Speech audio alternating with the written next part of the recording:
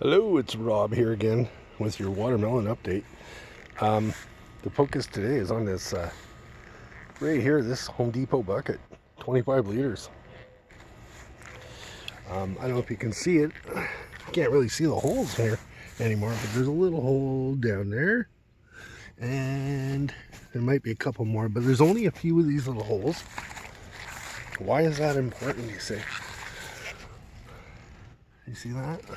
So roughly I got about 4 holes about that size in the bottom of that pail. And here's what I've discovered.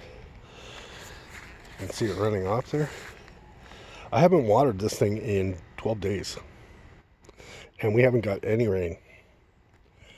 And those little drain holes are all that's draining that pot. And I've been picking this thing up, and it's heavy. And it hasn't really drained out that much. All the water's kind of sitting. I got a little... You can see those gaps. There's about maybe 1/4 of an inch for the water to sit at the bottom. It must be wicking up, I guess. I don't know. But fascinating. And I put it into the watermelon garden because I felt that it was probably safer here with, with dogs and cat leashes running around there. They can get caught and rip up your watermelon. But the other ones are doing in the ground. That one is doing really well. It's got flowers. It's got a female flower on it. It didn't open yet, but there's a ball on there, which is a girl.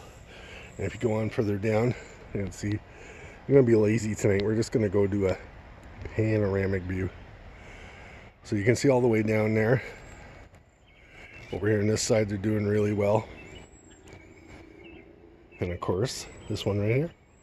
So anyway, that was your watermelon update, guys.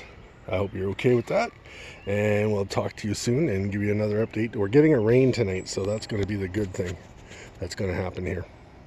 All right, Rob out. Take care, everyone.